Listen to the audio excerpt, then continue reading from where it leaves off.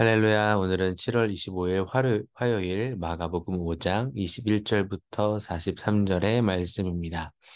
묵상 제목은 When Faith Overcomes the Fear. When Faith Overcomes the Fear라는 제목으로 여러분과 함께 나눔을 하겠습니다. 오늘 본문에서는 두 가지 사건이 일어나죠. 회당장 야이로의 딸이 죽었다가 살아난 사건과 12회를 혈루증을 앓던 여자가 예수님을 만졌을 때 그 병이 치유받은 사건입니다. 이 두 가지 사건에 나타나는 두 사람의 공통점이 있습니다. 무엇일까요? 이 두 사람은 모두 그들에게 있을 뻔한 두려움을 이겨내고 믿음으로 예수님께 나아갔다는 것이 공통점입니다. 회당장 야이로는 그레이스 타임 그 아래 풋노트를 보니까 장로 출신의 지도자라고 합니다. 그 당시 사회적 분위기가 어땠습니까? 이스라엘 지도자들은 모두 예수님을 배척하고 어떻게 하면 예수님을 곤란에 빠뜨려 죽일 수 있을지 고민하던 분위기가 이스라엘 지도자들의 전체적인 분위기였습니다. 그런데 회당장인 그가 예수님 앞에 가서 발 아래 엎드려 간구합니다. 오늘 5장 22절, 23절에 보면 이렇게 나와 있죠. 해당장 중 하나인 야이로가 하는 이가 와서 예수를 보고 발 아래 엎드려 그리고 많이 간구하여 가로되라고 하면서 예수님께 나왔습니다.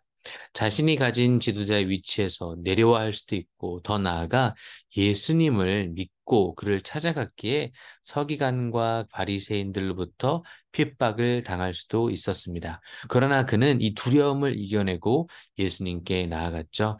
자신에게 닥칠 어려움을 생각지 않고 후에 어려운 일이 찾아온다 할지라도 그는 두려움을 떨쳐버리고 예수님을 찾아간 것입니다. 23절을 다시 보면 많이 강구하였다라고 되어 있죠. 자존심 또한 내려놓고 간절히 주님의 도우심을 구합니다. 그의 간절함에 예수님이 야이로와 함께 가시기로 결정합니다. 그런데 가는 길에 무슨 일이 일어납니까? 12회 동안 혈루증 앓는 여인이 많은 군중을 뚫고 들어와서 예수님을 만집니다. 이 여인은 죽음의 두려움을 떨쳐버리고 예수님께 나온 것입니다. 그 당시 혈루증은 죄로 인해 받는 병이라고 여겨졌습니다. 그래서 저주받은 사람이 혈루증을 가지고 있다라고 생각했죠. 그래서 혈루증을 앓는 사람은 이 성 안에서 사람들과 같이 지낼 수조차 없었습니다. 성 안으로 들어오면 돌에 맞아 죽을 수도 있습니다. 그러나 그 여인은 어떻게 행동합니까? 27절 말씀 보면 예수의 소문을 듣고 무리 가운데 섞여 뒤로 와서 그의 옷에 손을 대니. 그리고 믿음의 결과는 어떻죠? 29절에 보니까 이에 그의 혈루 근원이 곧 마름에 병이 나은 줄을 몸에 깨달으니라. 여인의 믿음의 행동으로 인해 예수님의 몸에서 능력이 나가신 걸 아시고 예수님은 그 여인을 찾습니다. 함께 가던 제자들은 이해할 수가 없었죠. 수많은 무리가 모여서 예수님을 이렇게도 만지고 저렇게도 만지는데 어떻게 누가 만졌냐고 물을 수 있느냐 조금은 짜증스러운 반응을 보였습니다. 그런데 예수님은 정확히 하셨죠. 자신의 옷자락을 믿음으로 만진 사람이 있었고 그 믿음으로 인해 병의 근원이 말라버렸다라는 것을 주님께서는요, 우리들 가운데서도 예배 드릴 때 어떤 은혜의 자리에 있을 때 누가 믿음을 가지고 예수님을 바라보고 있는지 정확히 아십니다. 예수님께서 그 여인에게 이렇게 말씀하십니다. 34절 예수께서 가라사대 딸아 내 믿음이 너를 구원하였으니 평안히 가라 내 병에서 놓여 건강할지어다. 많은 군중들이 예수님과 함께 가고 예수님을 만지고 있었지만 믿음의 역사를 경험한 것은 두려움을 이겨내고 예수님의 옷자락을 만진 혈루증 앓는 여인이었습니다. 이런 일이 일어난 동안 야이로의 딸이 죽게 되었죠. 35절과 36절에 보니까 이제 사람이 와서 당신의 딸이 죽었으니까 예수님을 더 이상 괴롭게 하지 말라고. 그런데 36절에 참 우리가 위로가 됩니다. 예수께서 그 하는 말을 곁에서 들으시고. 그러니까 예수님은 저와 여러분이 당하고 있는 이 어려운 상황들을 곁에서 성령님과 우리와 함께 계시면서 늘 듣고 계신다는 겁니다. 그리고 회당자에게 이렇게 얘기하시죠. 두려워 말고 믿기만 하라. 두려워 말고 믿기만 하라. 두려워 말고 믿기만 하라라고 얘기합니다. 야이로는 예수님의 말씀대로 분명히 자신의 딸이 죽었다라고 했을 때는 두려움이 엄습해 왔지만 예수님께서 말씀하셨을 때 믿음으로 그의 마음을 바카스 했을 것입니다. 두려움을 이겨낸 믿음의 결과는 무엇입니까? 42절에 보니까 소녀가 곧 일어나서 걸으니 나이 12살이라 사람들이 곧 크게 놀라고 놀라거늘 야이로의 딸이 살아났습니다. 귀한 대학 청년부 지체 여러분, 두려움은 하나님이 주시는 마음이 결단코 아닙니다. 두려움은 감정이 아니라 두려움은 영입니다. 믿음의 반대말이 두려움입니다. 우리가 지금 두려워하고 있다는 말은 여러분이 지금 두려워하고 있다는 것은 믿음이 없다는 말입니다.